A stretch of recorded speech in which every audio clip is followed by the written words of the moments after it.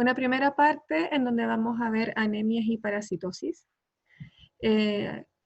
Algunas anemias que generan algunos tipos de parásitos en realidad, y una segunda parte en donde vamos a ver primero generalidades en inmunología y después vamos a ver cómo actúa la respuesta inmune frente a los parásitos.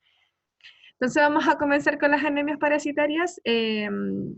Más que nada quise comenzar acá con dos tipos de noticias que son del año 2018-2019 aproximadamente, en que si bien en Chile no se da en gran mayoría o no se estudia en gran mayoría, sí hay países en los cuales aún se siguen haciendo campañas ante los parásitos, porque hay una gran cantidad de niños o de personas de población en realidad que están parasitados. Por ejemplo, la derecha dice que el 40% de niños peruanos de 2 a 5 años tienen parásitos, es decir, casi el 50% de la población infantil se encuentra parasitados. Hay una a la izquierda en donde dice que los parásitos pueden producir anemia y que por lo tanto tienen que asistir a las campañas de desparasitaciones que realiza el Ministerio de Salud.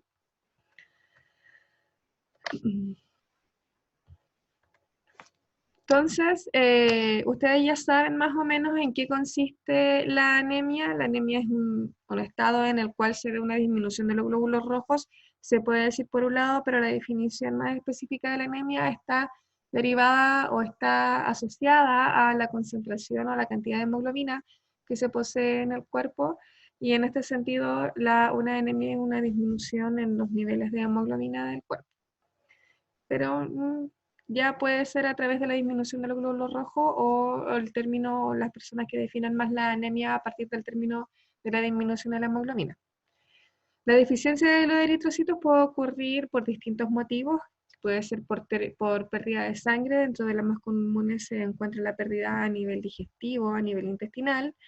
Está por desequilibrio en su producción, ya sea por alguna deficiencia de nutrientes, por ejemplo, deficiencia de hierro, deficiencia de vitamina B12, o por destrucción de los glóbulos rojos a nivel capilar, que puede ser por una enfermedad autoinmune, como también nosotros en el caso de los parásitos tenemos, por ejemplo, el Plasmodium, que es capaz de destruir los glóbulos rojos a nivel de circulación.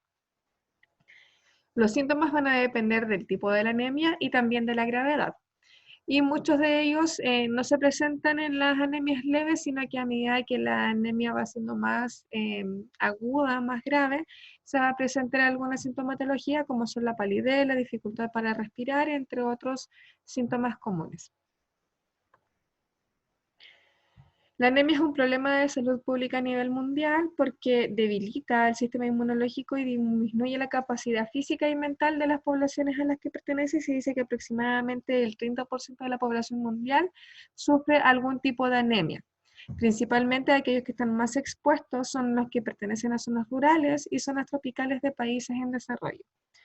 Un 50% de los escolares en países en desarrollo también pueden tener anemia, principalmente por problemas o déficit de alimentación.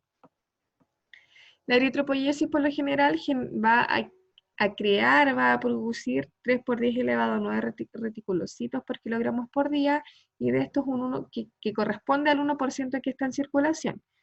Después salen más que nada los valores aproximados de la cantidad de glóbulos rojos por hombre y por mujer, y se habla también de la eliminación o cómo se elimina los glóbulos rojos, en donde el 90% de ellos es eliminado a nivel del vaso por el sistema fagocítico mononuclear, mientras que el 10% restante se produce por una destrucción que se encuentra a nivel de capilares, a nivel de, claro, una hemólisis que puede producir sin la necesidad de ser retirados los glóbulos rojos en el vaso. La vida media de los glóbulos rojos es aproximadamente unos 120 días, y la magnitud de la anemia o de una población puede ser considerado un indicador de calidad de vida y desarrollo.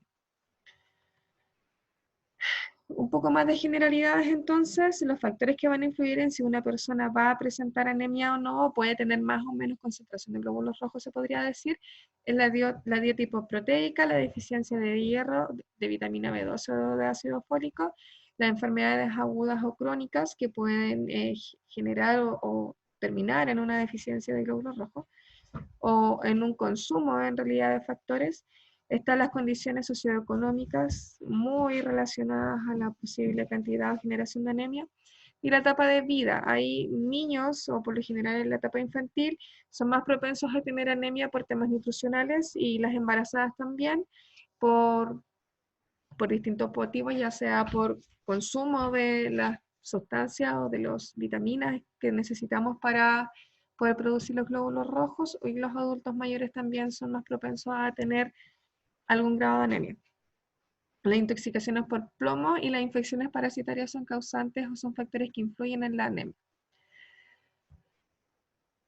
En el caso de los parásitos, estos nos van a producir anemia por distintos motivos y que están más que nada puestos en esta diapositiva, en donde tenemos aquellos que son por déficit nutricional crónico, que van a generar anorexia, malabsorción, vómitos, diarreas, hemorragia microscópica y daño hepático. Podemos tener anemias de tipo hemorrágicas por pérdida de glóbulos rojos y déficit de hierro, principalmente en el tracto intestinal. Tenemos anemias de tipo hemolítica por la destrucción de glóbulos rojos, lo que se da en el paludismo, el oxocelismo y babesiosis. Y tenemos fallas en la función medular a través de la déficit o por competencia metabólica por vitamina B12. Dentro de los parásitos más graves o los principales que van a generar una anemia más severa son los que están a la izquierda, en donde encontramos uncinaria, paludismo, tricocefalosis y difilobotriasis, y aparte el oxocelismo o el oxocel es la ETA o la araña de rincón, que también nos va a producir una anemia severa o nos puede llegar a producir una anemia severa por destrucción de los glóbulos rojos. Las anemias a nivel parasitario las podemos clasificar en dos: aquellas que son por hemorragias intestinales, donde hay un daño directo de la mucosa intestinal producido por distintas parasitosis, como por ejemplo la amebiasis por entamoeba lítica, el cual va a generar o va a secretar toxinas que van a destruir el recubrimiento intestinal y van a generar lesiones sangrantes que, si bien pueden ser pequeñas, cuando son con muchas parasitosis, pueden llegar a ser severas o importantes. Balantidium coli, que si no mal recuerdan, por su gran tamaño, estos eran capaces de penetrar o de destruir las células intestinales y que por lo tanto también van a producir microsangrados. Tenemos las uncinarias, que principalmente estos se alimentan, son parásitos hematófagos, se van a alimentar de sangre y en distintas concentraciones, generando anemias más leves o más moderadas.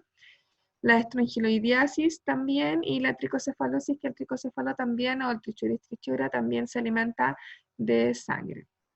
Y tenemos otras que son por acción mecánica por su gran tamaño en la parte intestinal, en donde está Schistosoma manzoni. Y las otras anemias que van a producir los parásitos las podemos clasificar como no intestinales, y en este caso tenemos hemorragias de tipo visibles, como aquellas que producen los parásitos que se ubican a nivel pulmonar con hemoptisis o hematuria con algunos esquistosomas, o también hemorragias capilares, como en el caso de la succión de sangre a través de la pulga, las garrapatas y la sangre. Entonces, aquí tenemos los parásitos que vamos a ver ahora de modo muy general, porque ustedes los conocen todos, y los tipos de anemia, o porque en realidad producen distintos tipos de anemia. Y son 5 distintos. Tenemos las uncinarias, y esto produce anemia microcítica hipocrómica, porque la causa principal es la pérdida de sangre por la succión del gusano. En este caso, el Necator americanus puede llegar a succionar 0,03 ml de sangre por gusano por día, mientras que el ancilostoma puede llegar a consumir 0,2 ml por gusano por sangre por día.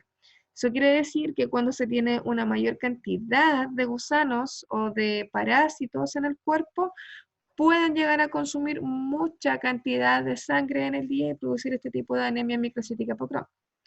La oncinaria es un parásito de tipo cosmopolita, pero que encontramos con más frecuencia en las zonas tropicales, y si no mal recuerdan, la larva en el estado filariforme era capaz de penetrar la piel e ingresar al cuerpo, y de ahí generar el ciclo de Los y llegar al intestino, en donde se va a alimentar de sangre y de restos de tejidos. Pueden causar úlceras, y de las cuales también van a ir perdiendo sangre, y más del 40% del hierro que se puede perder puede llegar a ser reabsorbido. Aquí, para recordar nada más, uncinarias, tenemos el Necator americanus, el Ancylostoma duodenalis, uno con placas cortantes, otro con dientes. Tenemos el huevo, que es el estado diagnóstico que aparece en las deposiciones en el humano, las larvas rhabditoides, que van a emerger del huevo, y posteriormente las filariformes, que es la forma infectante con la que se contamina el hombre. Los adultos tenemos macho y hembra, por lo tanto es un gusano nematodicoico, y tenemos la localización definitiva que es en el duodeno. Y acá está la definición de los huevos, que son ovoides, que tienen estos blastómeros, estas blástulas en su interior, y que son pocas, y que por eso también los podemos reconocer. Los tricocefalosis o el trichuris trichuras es una enfermedad cosmopolita y también tiene prevalencia en zonas tropicales y templadas porque su huevo necesita estas condiciones para poder llegar a su desarrollo. Es una gigalmintiasis, necesita desarrollarse en el suelo del huevo y necesita estas condiciones ambientales para que se pueda desarrollar. También produce anemia de tipo microcítica hipercrómica porque provoca una pérdida, en este caso de 0,005 ml de sangre por gusano por día, y que el mecanismo de la anemia en realidad se tiene cuando hay una parasitosis masiva. Hay una pérdida de eritrocitos por acción hematófaga, por consumo del parásito y también por la inflamación que provocan en el intestino con edemas, hemorragia y pérdida de sangre. Pero la parasitosis tiene que ser masiva para que pueda producir algún tipo de anemia considerable.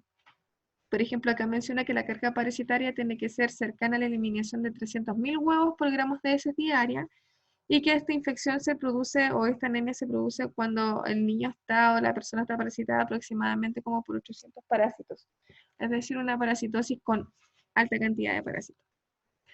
En el caso de la malaria, la gravedad de la anemia varía según la forma de la infección y también va a depender de la afinidad que tiene el parásito por los glóbulos rojos. En el caso de Plasmodium vivax, este tiene afinidad por los eritrocitos inmaduros y reticulocitos, el falciparum por cualquier tipo de glóbulo rojo, especialmente por los jóvenes, Plasmodium malariae por eritrocitos maduros y Plasmodium ovales por reticulocitos anemias de lenta aparición. Recuerden que la malaria era una hemoparasitosis, la cual se adquiría a través de que el mosquito del género Anopheles iba a picar a un humano y de la glándula salival y de sus probóscides iba a inyectar el parásito que posteriormente iba a infectar en una primera instancia las células hepáticas y en una segunda instancia las células circulatorias. Y hoy vamos a tener los tres estados parasitorios que podrían ser los trofozoitos, los esquizontes o los gametocitos. La anemia del tipo por la malaria se va a producir por una eritropoiesis insuficiente que va a generar o se va a presentar especialmente en niños que se observan importantes alteraciones. Hay una anemia importante, hay un recuento de reticulocitos bajo y hay una mitosis desigual de eritroblastos. Y también tenemos la destrucción de los glóbulos rojos parasitados.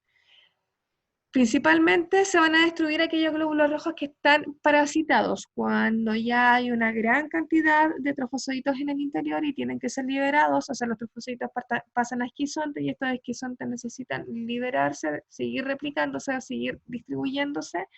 Va a haber una gran liberación de estas células y para eso tiene que haber una destrucción de los una destrucción de los glóbulos rojos. La destrucción va a ser intravascular. En el caso, por ejemplo, de Plasmodium falciparum, donde va a haber un secuestro esplénico y en microcirculación y que puede causar la destrucción también de estos glóbulos rojos, y una destrucción extracelular también puede ocurrir. También se dice que la misma presencia del parásito y las toxinas que estos secretan muchas veces puede llegar a generar un tipo de fragilidad de los glóbulos rojos no parasitados que también pueden ser destruidos y aumentar la cantidad de la anemia. Y tenemos la hemólisis inducida, que es producto de la fracción C3 del complemento, que va a activar o se va a unir a la inmunoglobulina y va a actuar la inmunoglobulina G sola o la inmunoglobulina G más la porción C3 del complemento o más la C3-C4 y que va a generar la destrucción de los glóbulos rojos. También se puede destruir por autoanticuerpos antiparasitarios ante los glóbulos rojos, es decir, el glóbulo rojo va a estar parasitado y las células o los linfocitos B van a generar anticuerpos y estos anticuerpos van a ir a destruir este glóbulo rojo. O también anticuerpos adosados a los glóbulos rojos. En el caso de la difilobotriasis, recuerden que el ser humano se va a infectar al consumir pescado crudo o mal cocido, en el cual se encuentra la larva plerocercoide, y esta va a llegar al intestino y en el intestino se va a unir a las paredes intestinales y ahí va a comenzar su función exfoliativa consumiendo, quitando la vitamina B12 que va a estar presente en el cuerpo del humano. La infección de este parásito entonces puede producir una anemia megaloblástica, porque si no mal recuerdan, el consumo de vitamina B12, la deficiencia de vitamina B12 en el cuerpo va a generar un problema a nivel medular y va a producir glóbulos rojos de mayor tamaño, generando una anemia megaloblástica. El grado de la anemia va a depender de la ubicación en la cual se encuentra el parásito y va a desaparecer si uno elimina la parasitosis o si el humano consume la vitamina B12. El Diphyllobotrium se llama Diphyllobotrium porque posee dos bótreas en su cabeza con las cuales se van a unir al intestino. Y aquí más que nada, para que recuerden que es un plantelminto, un cesto segmentado, que tenemos el glóbulo, el huevo, el cual es operculado y posee un botón polar, y que el ciclo del parásito es complejo y necesita más de un hospedero para poder llegar a ser infectantes para el humano.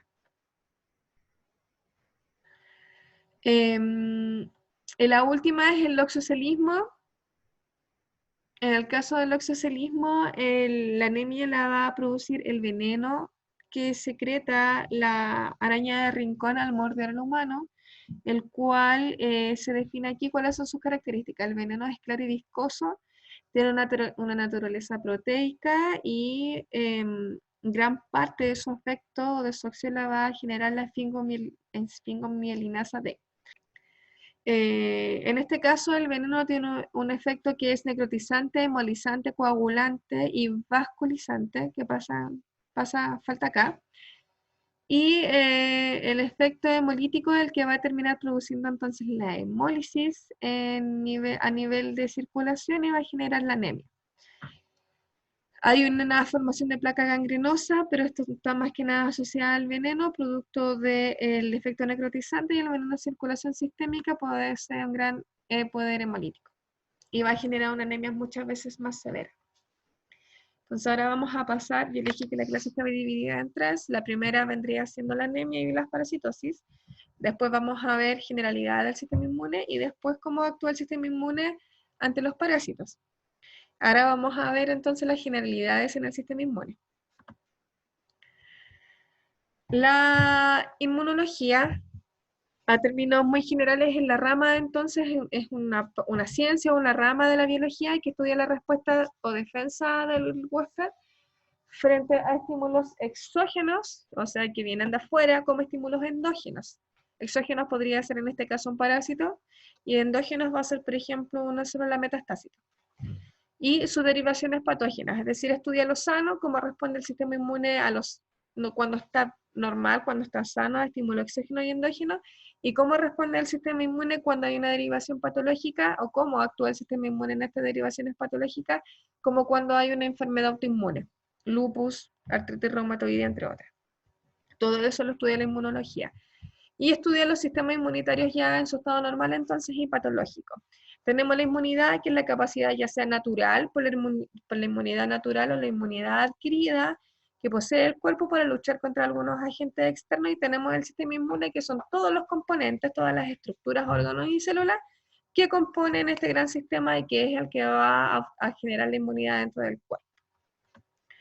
Tenemos distintos órganos del sistema inmune. Tenemos los órganos linfoides primarios y los órganos linfoides secundarios. Los órganos linfoides primarios son aquellos en los cuales se va a generar la hematopoiesis, que la hematopoiesis es la generación o la síntesis, la creación de todas las células sanguíneas, glóbulos rojos, glóbulos blancos y plaquetas. Entonces, el órgano linfoide, en los primarios, donde va a ocurrir la hematopoiesis, el desarrollo y la maduración, ya sea de los glóbulos rojos, los glóbulos blancos y las plaquetas. Y tenemos dos. La médula ósea, que es en sí en donde va a generar la hematopoiesis y va a generar el proceso de desarrollo y maduración de una gran cantidad de células del sistema inmune. Y tenemos el timo, que es otro órgano linfoide primario, que es en el cual van a madurar los linfocitos T, específicamente, a través de los estímulos que van a generar las distintas células presentadoras de antígenos, las CPA, células presentadoras de antígenos, ya sean las células epiteliales o las células dendríticas, que a través de su receptor va a presentar distintos tipos de estímulos a este linfocito T y lo va a hacer madurar. Y está el órgano linfoide secundario, en los cuales ocurre la interacción entre el antígeno, en este caso el parásito, y los linfocitos T y B. Y se va a llevar a cabo la respuesta inmune. Y estos órganos linfoides secundarios son los ganglios linfáticos, los vasos y las zonas asociadas a los aparatos digestivos y respiratorios. A modo muy general están tratadas acá las células del sistema inmune y están agrupadas según su acción. Tenemos las células fagocíticas, que son aquellas que van en cierto modo, de modo muy vulgar, vamos a decir, a comerse los microorganismos, y una vez que los ingieran los van a destruir, en donde tenemos los monocitos, los macrófagos y los neutrófilos. Los eosinófilos tienen la acción fagocítica, pero no es tanta como las otras células nombradas anteriormente. Y tenemos las células citotóxicas como las células natural killer, que son las encargadas de destruir células del organismo que se han vuelto peligrosas. También están las células cebadas, que se caracterizan por tener una gran cantidad en su interior una gran cantidad de gránulos que van a aumentar o van a llamar al lugar de infección una gran cantidad de células del sistema inmune, y que intervienen en los procesos entonces de inflamación y de liberación de aminas vasoactivas como la histamina. Y tenemos los linfocitos, que son los responsables del reconocimiento específico de los agentes patógenos, y en los linfocitos vamos a tener los linfocitos T y los linfocitos B. Y los otros componentes del sistema inmune, entonces los últimos vendrían siendo las células presentadoras de antígenos, en donde tenemos las células dendríticas, que poseen una gran cantidad de prolongaciones para abarcar mucho espacio y reconocer distintos tipos de antígenos distintos para su reconocimiento. Tenemos los linfocitos B, que a través de sus receptores de membrana, que son sus inmunoglobulinas, son capaces de reconocer distintos tipos de antígenos que después van a presentar a los linfocitos T para poder generar una respuesta más específica, o se los pueden presentar a los macrófagos para que sean deglutidos, entre otros. Tenemos las células epiteliales del timo, los macrófagos y células endoteliales. Todas estas células, como los macrófagos, por ejemplo, pueden detectar alguna bacteria, algún microorganismo, lo van a ingerir, lo van a destruir y luego van a seleccionar algunos epítopos, algunos antígenos que van a presentar en su estructura de membrana para que sean reconocidos de modo más específico por las células de la respuesta inmune adquirida o inmune específica. Entonces, las funciones que tienen estas células del sistema inmune, en primera instancia van a generar una activación de los linfocitos T vírgenes, y generar una expansión clonal y diferenciación en células efectoras. Van a activar a la inmunidad celular, activación de la inmunidad celular por macrófagos, linfocitos T efectores, y activación de la respuesta humoral por estimulación de linfocitos B y la producción de anticuerpos. Tenemos dos tipos de inmunidad: la inmunidad innata o inespecífica o inmediata, porque es la primera que se activa o que responde cuando estamos en contacto con un antígeno o un agente externo. Y en esta inmunidad innata tenemos dos tipos también: la inmunidad externa, donde encontramos las barreras físicas, como la piel, las barreras químicas, como los jugos gástricos, y la microbiota comensal, que van a protegernos a través de la competencia o de la secreción de algunas toxinas o de algunas sustancias que van a ser dañinas para los microorganismos que vienen desde afuera. Y tenemos la inmunidad innata externa, que esta está mediada por los procesos inflamatorios y por el sistema de complemento, y en donde van a actuar los neutrófilos, macrófagos, los natural killer y algunos tipos de sustancias químicas, principalmente las citoquinas. Y tenemos la respuesta adquirida, específica, o tardía también, como se puede llamar, donde tenemos la respuesta inmune celular mediada por los linfocitos T y la respuesta inmune humoral mediada por los linfocitos B. ¿Por qué es humoral? Porque el linfocito B, su principal forma de actuar es a través de la secreción de las inmunoglobulinas al torrente sanguíneo, y por lo tanto se considera una respuesta humoral y no celular. Tenemos entonces la inmunidad innata externa, que es la que habíamos visto acá, donde tenemos las barreras físicas, mecánicas y secretoras, la piel, mucosa, entre otras. Tenemos las barreras químicas como los jugos gástricos, la lactoperoxidasa de la leche, entre otras, y las barreras biológicas, que es los microorganismos que actúan por competencia. Cuando el microorganismo, ya sea un parásito, vamos a hablar de parásito, cuando el parásito logra traspasar esta primera barrera física de la inmunidad innata, se va a ir a la inmunidad innata interna. Y esta es la que actúa después de la inmunidad innata externa.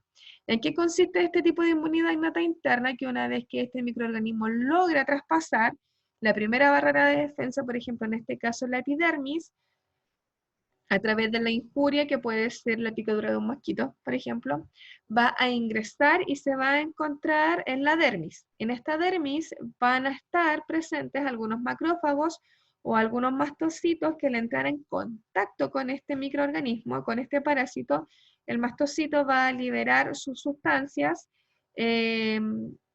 distintos tipos de sustancias químicas de citoquinas que van a llamar al lugar de acción distintos tipos de componentes que se encuentran en circulación.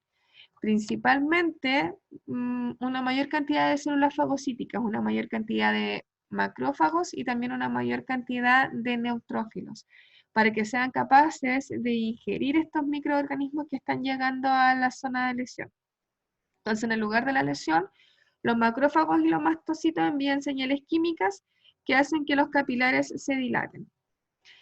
También se van a presentar en los capilares distintos tipos de selectinas, y estas selectinas se van a unir a distintos receptores que tienen estas células del sistema inmune en su superficie y los van a secuestrar hacia el extravascular, en donde van a generar su efecto de acción.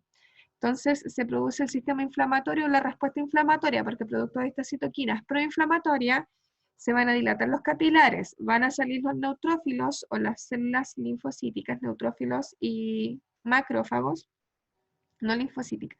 Los neutrófilos y los macrófagos van a llegar al extravascular, va a salir con ellos, van a cargar un poco de líquido y se va a generar este proceso inflamatorio. Las proteínas antimicrobianas y los elementos de la coagulación entonces se dirigen al lugar de la lesión, se va a retirar la injuria, se va a generar la coagulación, se va a impedir que sigan entrando más microorganismos, y los que ya han entrado van a ser ingeridos por los macrófagos o por las células fagocíticas que se encuentran en el lugar. Y una vez que están en el interior de las células fagocíticas, se van a destruir en el interior del fago lisosomas y van a dar la respuesta definitiva en la resolución de la infección.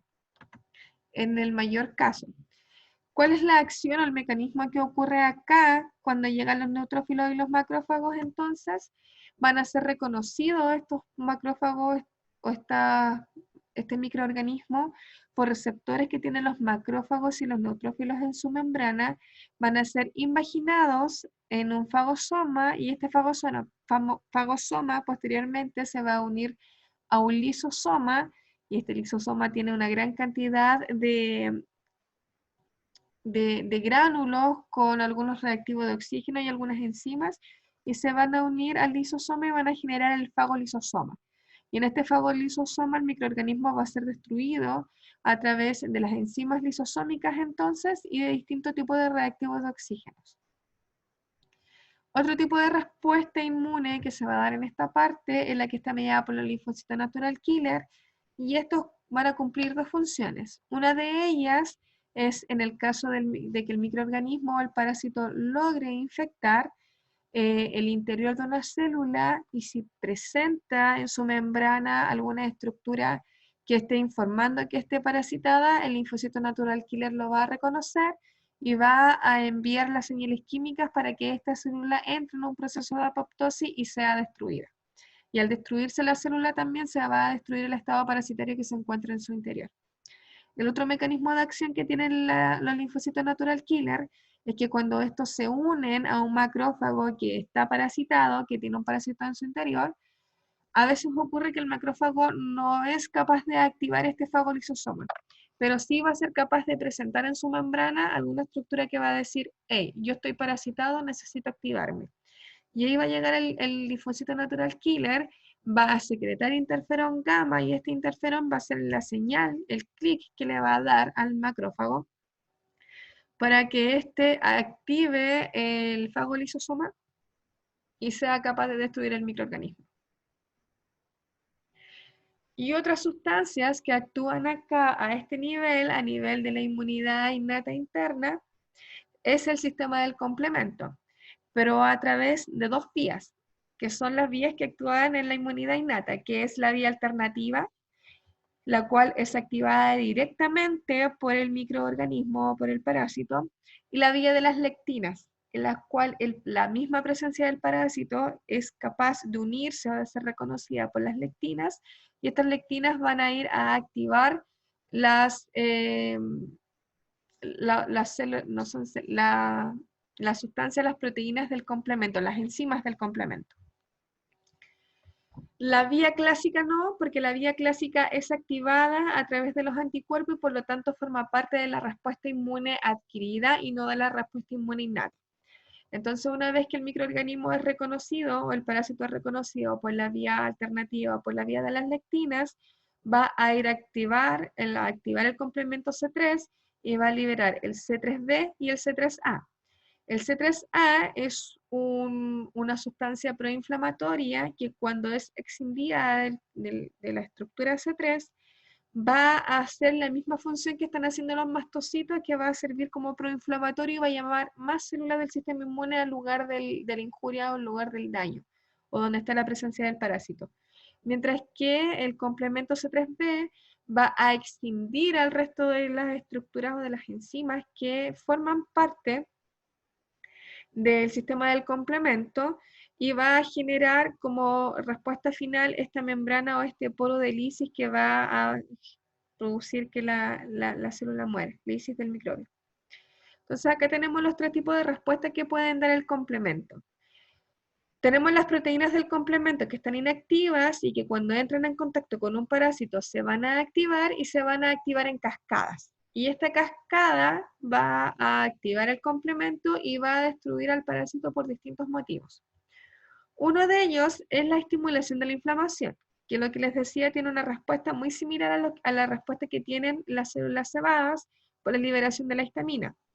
La va a generar principalmente el complemento C3A y el complemento C5A, que son proinflamatorios.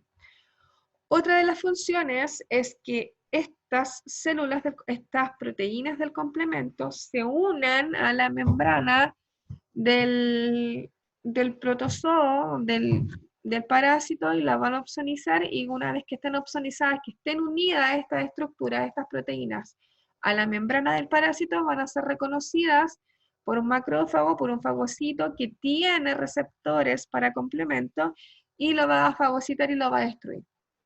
Y la tercera opción de destrucción que tiene el sistema del complemento es que se van a unir todas las proteínas del complemento, van a generar un poro, este poro se va a unir a la membrana del parásito y va a generar una lisis directa del patógeno a través de la salida de los distintos compuestos desde el interior. En el caso de la inmunidad adaptativa, estas células, y es el linfocito B que madura en la médula ósea, o el linfocito T que madura en el timo, una vez que están maduras, salen a circulación y van a entrar en contacto con los microbios, con los microorganismos en los órganos linfoides secundarios.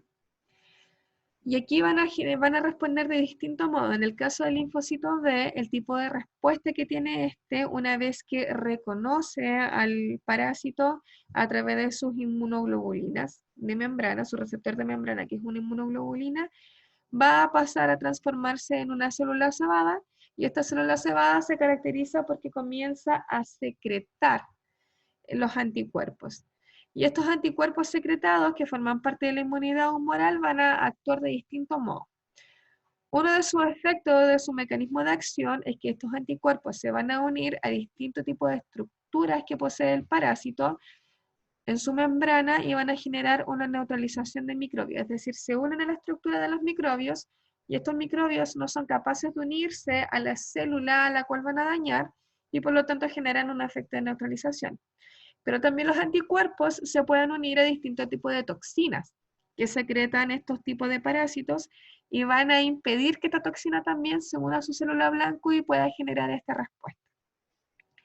Otro tipo de mecanismo de acción que tenemos es que este anticuerpo se una al parásito y lo va a opsonizar, y una vez que lo va a opsonizar, los fagocitos lo van a reconocer, lo van a fagocitar y lo van a destruir. Otro mecanismo de acción de los anticuerpos es que estos anticuerpos se encuentren unidos a una célula que está parasitada, que en su interior tiene un microbio o un parásito, y los anticuerpos se van a unir a los receptores extraños que posee esta célula y van a ser reconocidos por los linfocitos natural killer, los cuales van a destruir la célula. Por citotoxicidad van a reconocerlo el natural killer, que esta célula del cuerpo tiene en su interior un parásito y lo va a destruir. Y la última acción es a través de la activación del sistema del complemento por la vía clásica, que es la que yo les decía que formaba parte de la inmunidad. Y esta también tiene tres tipos de acción. Una es la activación directa del complemento y la generación del poro de destrucción, lo que va a generar la lisis directa. Lo otro es que estas inmunoglobulinas sean capaces de unirse a los factores del complemento que van a estar opsonizando el microorganismo y estos van a ser reconocidos por una célula fagocítica y van a ser fagocitados. O lo otro es que al activar el sistema de complemento van a liberar las sustancias proinflamatorias y van a generar una inflamación. En cuanto a la inmunidad adaptativa, pero mediada por la inmunidad celular, tenemos dos tipos de linfocito T. El linfocito T helper o cooperadores y el linfocito T citotóxico. El más fácil es el citotóxico porque cumple una función muy similar a la del natural killer, que es que una vez que el linfocito T citotóxico es capaz de reconocer una célula que se encuentre parasitada y que esté presentando en su membrana algo que indique que en su interior tiene un parásito, lo va a reconocer, se va a unir y va a enviar los estímulos necesarios para que esta célula entre en apoptosis y se destruya. En el caso del linfocito T cooperador o el linfocito T helper tenemos dos tipos, los T helper 1 y los T helper 2. Se van a diferenciar en el tipo de citoquinas que estos van a secretar y la inmunidad en la cual van a actuar, que vamos a ver más adelante. O la inmunidad a la cual van a aumentar, porque un tipo de linfocito T helper aumenta la respuesta inmune celular, mientras que el otro linfocito T helper aumenta la respuesta inmunohumoral. Entonces el linfocito T helper va a reconocer algún antígeno que va a estar siendo presentado por una célula presentadora de antígeno y va a responder de tres modos distintos. Una es a través de siempre va a responder a través de la secreción de las citoquinas para poder realizar una activación de los macrófagos, para poder realizar una inflamación o para poder activar aún más células de la inmunidad celular, como los linfocitos T y los linfocitos B, y llevarlo a una proliferación clonal y que aumente la respuesta de este tipo de linfocitos. Entonces, ahora vamos a ver un poco la parte del parásito como antígeno, y el parásito en sí, sobre todo los helmintos, constituyen una gran fuente de antígenos o de elementos externos que el cuerpo tiene que destruir. Es un estímulo antígeno poderoso y aún frente a parásitos reconocidamente patógenos, la infección resultante puede provocar escasas manifestaciones.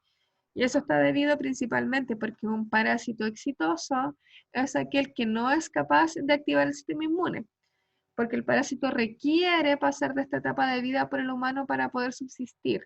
Y si no lo pasa, se van a extinguir. Por lo tanto, un parásito en sí no tiene que generar una respuesta inmune muy activa. Hay que reconocer los mecanismos de agresión de los parásitos, los mecanismos de evasión de los agentes y los mecanismos de defensa del huésped. En cuanto a los mecanismos de agresión de los parásitos, lo vimos en la primera clase de parásitos en Parasitología 1, en donde teníamos la acción mecánica, como la compresión extrínseca o intrínseca, como la que produce el ovillo ascariano. Tenemos la acción química, como la que produce entamoeba histolítica por secreción de toxinas. La acción exfoliativa, que es la que produce, por ejemplo, Diffidobacterium latum con la succión de vitamina B12. la sección bacteriófica, que es la sobreinfección o el transporte de bacteria, como lo que puede generar estrongiloides o uncinarias cuando entra la larva filariforme por la piel. Y también hay que considerar los estímulos antigénicos de los parásitos, que en este sentido tiene que ver que tienen estructuras complejas, ciclos biológicos complejos, invasiones de diferentes tipos de células, pero también que una respuesta inmune disminuida se va a dar principalmente porque el parásito presenta distintos estadios.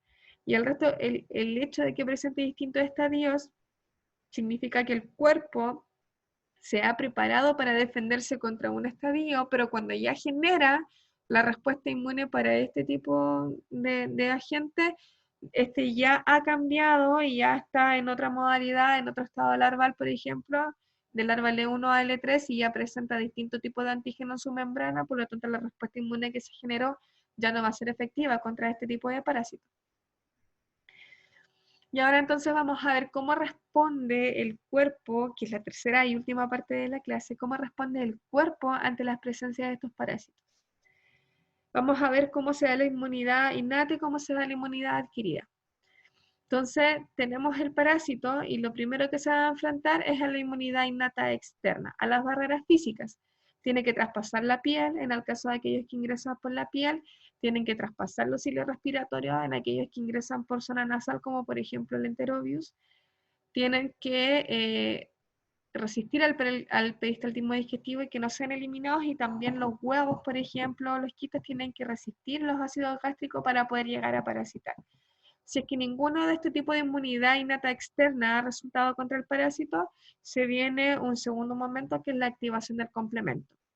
Y como estamos hablando de la inmunidad innata, el complemento se va a activar por la vía alterna y la vía de las lectinas, porque la clásica es de la inmunidad adquirida.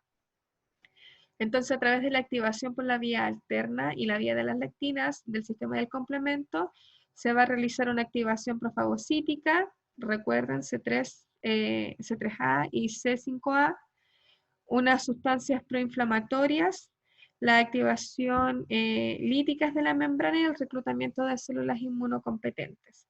Si aún así esto no funciona, van a haber células del sistema inmune que van a actuar destruyendo los parásitos, como actúan las células natural killer, el macrófago, los neutrófilos, y en algunos casos, solo en algunos, intervienen los eosinófilos, los basófilos y los mastocitos, pero estos están principalmente relacionados a la inmunidad adquirida más que a la inmunidad innata. Entonces tenemos un parásito protozoario unicelular o un parásito metazoo con más de una célula que van de algún modo a invadir al cuerpo, a lograr ingresar. Y tenemos los distintos tipos de respuesta inmune, donde tenemos las células del complemento y las células monocíticas o los polimorfonucleares. Una vez que el cuerpo detecta que está siendo invadido por algún tipo de parásito unido pluricelular, va a activar el sistema de complemento para poder opsonizarlo, va a secretar citoquinas proinflamatorias para llamar más tipo de respuesta inmune hacia el lugar de acción.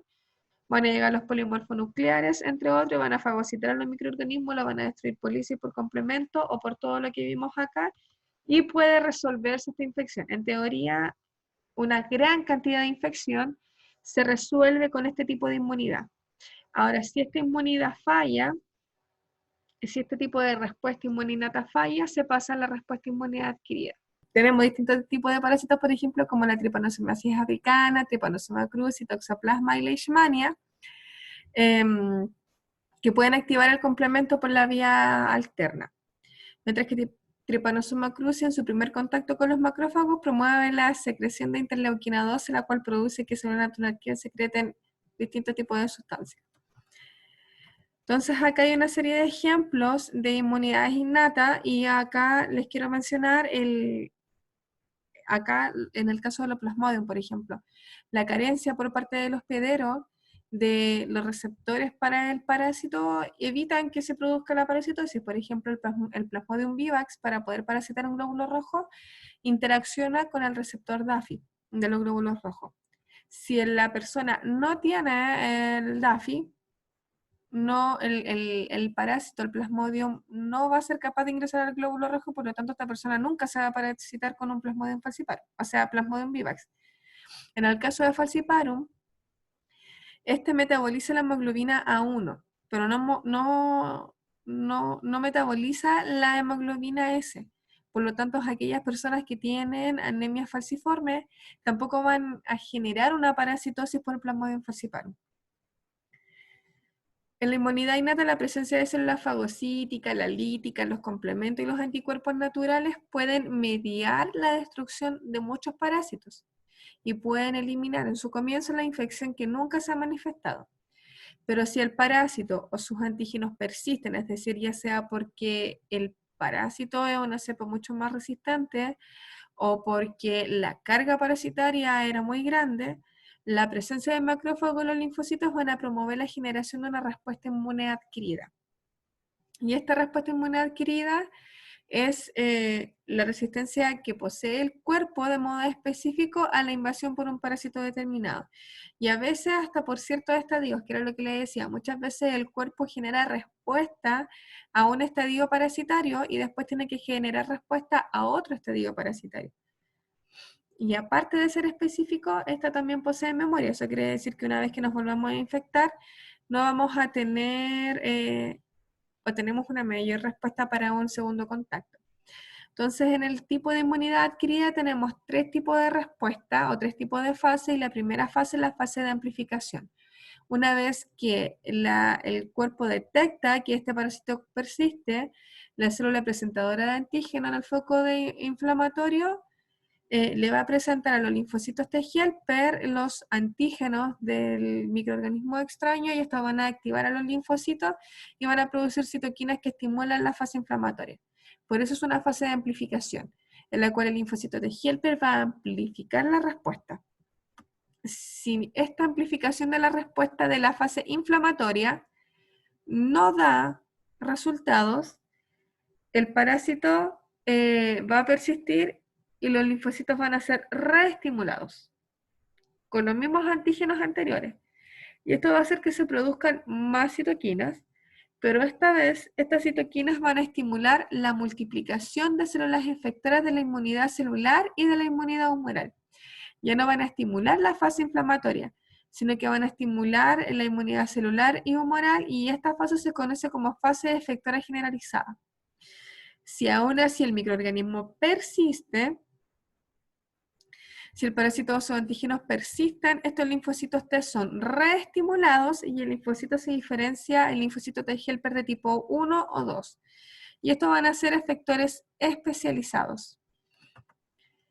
En el caso del linfocito T helper 1, va a secretar interleuquina 2, interferón y factor de necrosis tumoral, y van a estimular la reacción inmune celular, o sea, van a estimular la generación o la amplificación o el llamado al cuerpo de los macrófagos, de los linfocitos T citotóxicos, entre otros. Es la primera respuesta que se da, y se da entre los 5 a los 7 días posterior a la infección. Otro tipo de respuesta que se puede estimular es el linfocito T helper 2, que va a producir citoquinas de interleuquina 4, 5 y 6, y estos linfocitos o estos van a ir a activar una respuesta inmune de tipo humoral, porque van a ir a activar a los linfocitos B y también a los eosinófilos y los mastocitos. Y es una respuesta mucho más tardía que la anterior. Cabe considerar que la amplificación de uno induce la eliminación del otro. O sea, no puede estar activada a la vez la respuesta por T helper 1 y T helper 2. Son opuestos, son inversamente proporcionales. Entonces tenemos la inmunidad adquirida, y esta inmunidad adquirida de tipo celular, producida por el T helper 1, va a actuar de 3 modos distintos. Puede actuar a través de la activación de los macrófagos, en donde va a aumentar la capacidad fagocítica de esto, y también va a aumentar la cantidad de acción o los mecanismos de acción de los reactivos de oxígeno y de las enzimas líticas que poseen los macrófagos en su interior en el lisosoma. Tenemos la citotoxicidad también acá en el punto 2, la citotoxicidad mediada por células dependientes de anticuerpos. Es decir, vamos a activar, si bien vamos a activar el linfocito B, vamos a activar la célula del linfocito B para que la acción celular se pueda ver activada. ¿En qué sentido? En que si yo activo el linfocito B, voy a tener una mayor cantidad de anticuerpos circulando y estos anticuerpos circulando van a ser capaces de reconocer, de ser reconocidos por polimorfos nucleares cuando estén unidos a algún parásito, lo estén opsonizando, o van a ser capaces de ser reconocidos por macrófagos o por otro tipo de células y de ser destruidos. Entonces, destrucción por moléculas oxidantes o enzimas lisosómicas. Y tenemos la acción 3, que es los linfocitos citotóxicos, que también es celular, en donde el linfocito citotóxico va a secretar distintos tipos de sustancias que van a ir a activar al macrófago para que este fagocite, o a las células en realidad. El linfocito citotóxico va a reconocer una célula que esté infectada, una célula del cuerpo, y la va a inducir a apoptosis y a destrucción citotóxica. Acá vienen algunos ejemplos de inmunidad celular, macrófagos activados, por ejemplo, tienen efecto contra toxoplasma, malaria y entre otros. La mediada por células dependientes de anticuerpos, la fasciolasis y la malaria, y la citotoxicidad con toxoplasmosis, malaria y trichuriasis. En este caso, por ejemplo, es fácil entender el toxoplasma y la malaria porque son microorganismos intracelulares, pero en el caso de trichuriasis también actúa la inmunidad celular porque se destruye el ambiente al cual este está unido. En el caso de trichuriasis se va a destruir las células hospederas aledañas a donde este está unido. Esta es la inmunidad humoral, que está mediada por el linfocito T helper 2, la secreción de las citoquinas, y la inmunidad humoral entonces está directamente relacionada con el linfocito B, por lo tanto va a ir a activar al linfocito B para que se genere una célula cebada, y esta célula cebada secreta anticuerpos, y estos anticuerpos van a actuar en la inmunidad humoral a través del bloqueo de los receptores, que se va a unir ya sea al parásito principalmente o a las toxinas del parásito, y va a bloquear los receptores a nivel de las células dianas, o este también va a opsonizar a los microorganismos y va a permitir su reconocimiento por los polimorfos nucleares para ser destruidos por fagocitosis, o van a encontrarse unidos ya sea al parásito unicelular o pluricelular, y van a generar una inflamación. O sea, van a activar el sistema del complemento, y el sistema del complemento va a generar una inflamación o los otros tipos de respuestas por los cuales puede destruir al microorganismo, y recuerden que aquí va a estar siendo activada por la vía clásica del complemento. Otra acción que está mediada también por los anticuerpos, específicamente por los anticuerpos de tipo IgE, que es el anticuerpo específico contra los parásitos, que una vez que estos anticuerpos opsonicen a los parásitos, van a ser capaces de ser reconocidos por las células másticas, y estas células másticas van a desgranular y van a generar la acción contra el parásito. También puede ser reconocido por eosinófilos, que son los que se aumentan principalmente en infecciones parasitarias. Algunos ejemplos, igual que lo anteriormente. Acá en el caso de la acumulación de anticuerpos IgE contra parásitos, hay una destrucción y expulsión de nematodos gastrointestinales, y la destrucción atrae eosinófilos y basófilos capaces de destruir la membrana. La inmunoglobulina E está principalmente relacionada a la respuesta inmune contra helmintos, contra parásitos de gran tamaño. ¿Cómo actúa la respuesta inmune contra infecciones con los protozoarios? Es una mezcla de todo lo que vimos anteriormente, a excepción de la acción o la activación de la inmunoglobulina E, que no es tan específica en este caso, no es tan importante.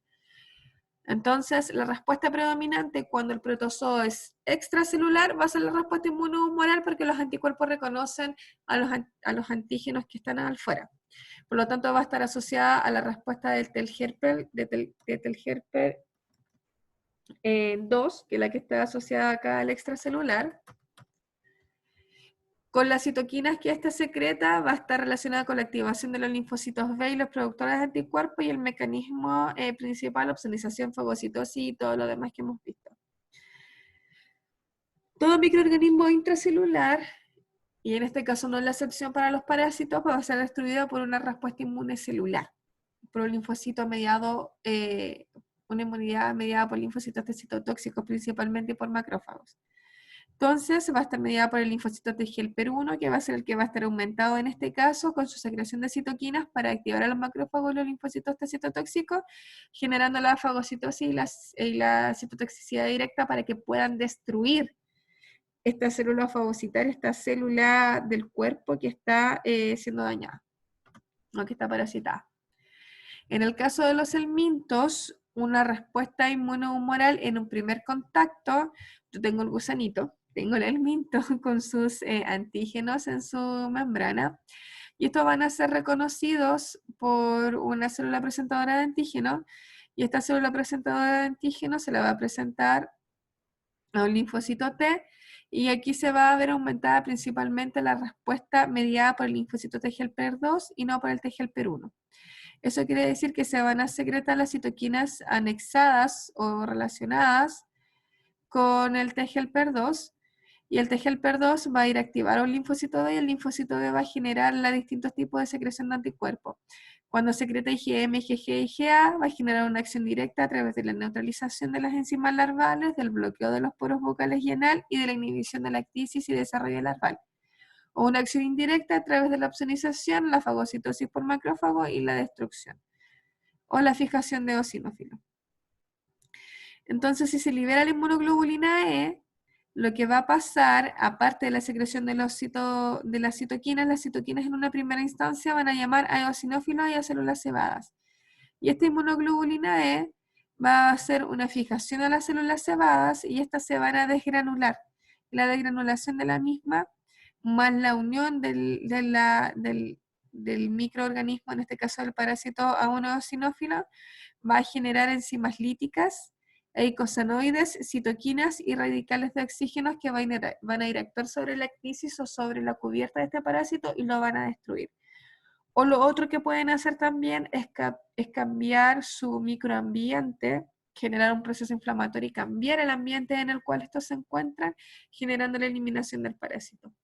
Y ante un segundo contacto, entonces, cuando el macrófago entra en contacto con estos parásitos, se van a producir la inmunoglobulina MGIA y los macrófagos y van a producir la opsonización y la destrucción, y la inmunoglobulina E se va a unir a las células cebadas o a los eosinófilos, van a producir la desgranulación, y la desgranulación va a tener enzimas líticas, destrucción por proteasa y fosfolipasa, va a liberar distintos factores quimiotácticos y factores vasoactivos. Tenemos la infección por el mintos, donde está la respuesta inmune celular. Y en general la inmune celular es poco efectiva porque el minto, como es de gran tamaño, se encuentra en el extracelular. Sí va a actuar, como les mencioné anteriormente, en el caso de Trichuris, por ejemplo, que actúa en la zona aledaña. Helmintos con gran penetración de la mucosa se van a ver afectados, los helmintos con periodos prolongados en los tejidos y los helmintos con estadios incapaces de modular las inmunoreacciones. Se va a estimular la respuesta inmune de tipo T helper 1, lo cual está fundamental vinculada a la reacción de hipersensibilidad retardada y los granulomas y a la activación de los macrófagos. Y el granuloma está relacionado principalmente a la llegada de los anticuerpos cuando el parásito o la estructura parasitaria no se es capaz de destruir, va a ser rodeado por la respuesta inmune y se va a encapsular y se va a generar este granuloma. La resolución de la infección se va a dar bajo condiciones ideales. Esta se va a resolver con la muerte y la eliminación del parásito y no va a haber parasitosis. Esto, si bien ocurre, los parásitos por lo general tienen una capacidad biológica que les permite eludir la respuesta inmune y generar la parasitosis. Y como les mencionaba anteriormente, cualquier parásito que haya sido altamente patógeno probablemente destruyó el hospedero y por lo tanto se autodestruyó y por evolución ya no existe. Y los parásitos que encontramos hoy en día son aquellos que generan una pequeña respuesta inmune no tan elevada y que por lo tanto son los que se encuentran en la actualidad. Está la bibliografía de donde se obtuvo, se sacó el material de la clase y un anexo de cómo responde el cuerpo ante la picadura o la mordedura de distintos artrópodos y cuál es la respuesta inmune que se libera, pero me interesa más que se aprendan las respuestas inmunes anteriores y cómo funcionan.